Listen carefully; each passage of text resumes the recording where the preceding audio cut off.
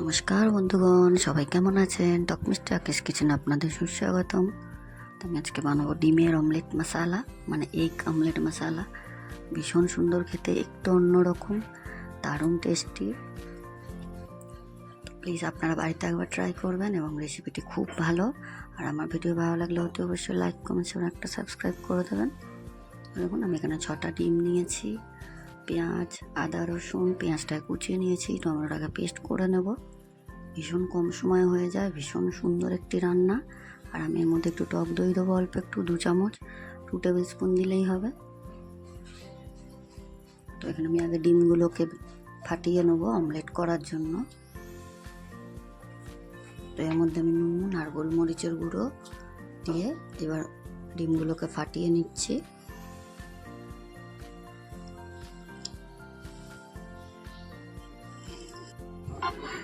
দেখুন ডিমগুলোকে একসঙ্গে 3টে ফাটাবো। তো আমি এরকমভাবে 3টে করে করছি, আপনারা চাইলে একটা একটা করে ফাটিয়েও করতে পারেন। আমি একটু অন্যরকমভাবে অমলেটটা করব, তো আপনারা দেখুন পুরো ভিডিওটি।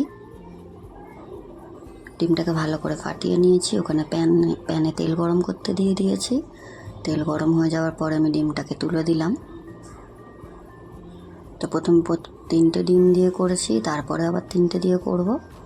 আর এইভাবে আমি অমলেটটাকে করে নিচ্ছি। ভিতরে কিন্তু তাহলে মোটা হবে,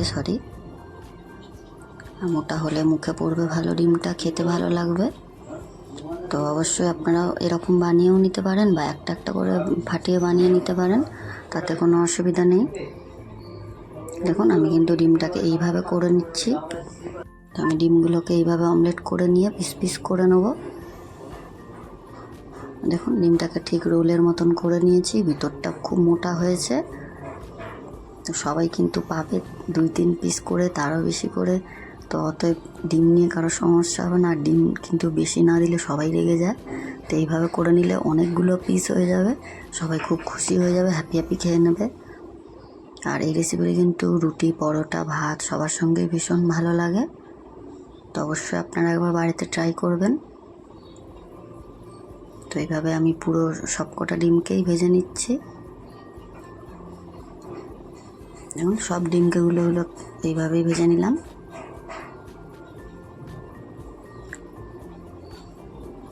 তো এইভাবে রোল মতন করে নিলে মোটা হয়।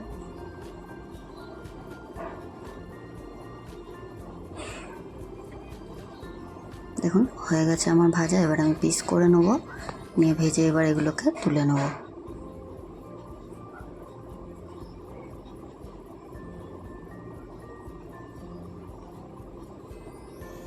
তো হয়ে গিয়েছে ভাজা, সবগুলোকে আমি একে একে তুলে নিলাম। এবার মশালাটা বানানোর জন্য আমাদের কড়াইতে তেল গরম করতে দিতে হবে। তো কড়া বসিয়ে দিয়েছি, সাদা তেল দিয়ে দিয়েছি 2 চামচ মতো, দিয়ে এবার আমরা মশালাটা বানাবো। তো প্রথমেই আমি ফোড়ন দিয়ে নিচ্ছি, তেজপাতা, শুকনো লঙ্কা আর জিরে, সাদা জিরে ফোড়ন দিয়ে এবার আমি যে পেঁয়াজগুলোকে কুচনো করে রেখেছিলাম, একটা বড় পেঁয়াজ দিয়েছি আমি কুচো করে।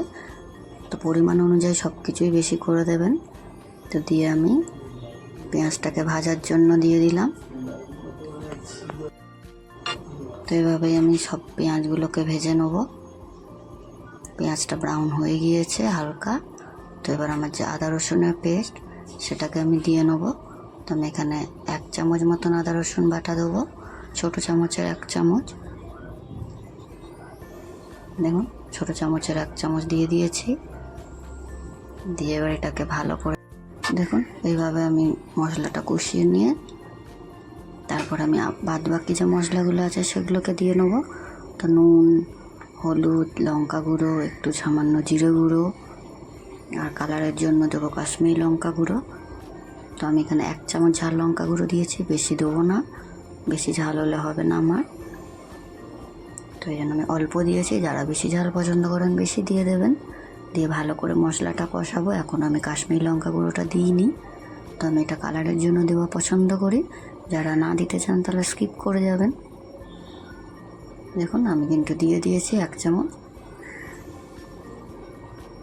দিয়ে আমি টমেটোটাকে পেস্ট করে রেখেছিলাম সেটাকে তুলে দিলাম।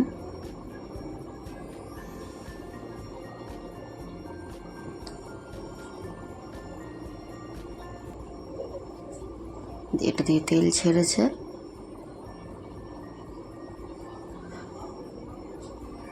এবার যে টক দইটা ফেটিয়ে রেখেছিলাম সেটাও দিয়ে নিলাম, দিয়ে ভালো করে মশলাটাকে কষিয়ে নেব। রান্নাটা করতে কিন্তু খুব কম সময়ের মধ্যেই হয়ে যায়। যাদের হাতে টাইম কম, কি রান্না করবেন ভেবে পাচ্ছেন না, তারা কিন্তু এরকম রেসিপিটা করলেই দেখবেন খুব তাড়াতাড়ি হয়েও যাচ্ছে, ভীষণ সুন্দর হয়ে যাবে। তো মশলা কষা হয়ে গেছে, এবার পরিমাণ মতো জল দিয়ে নিচ্ছি। খুব একটা বেশি ঝোল হবে না, কাই হবে। আর এই ডিম কিন্তু একটু ঝোল টেনেও নেয়, তো আপনারা একটু বুঝে দেবেন। তো ঝোলটা আমার ফুটতে লেগেছে তরকারিটা। তো এবার আমি যে ডিমগুলো ভেজে রেখেছিলাম সেটা দিয়ে দেবো।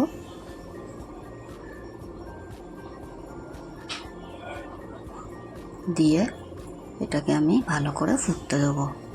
ফুটে গেলেই অলমোস্ট আমাদের হয়ে যাবে, বেশি কিছু কিন্তু লাগবে না এতে।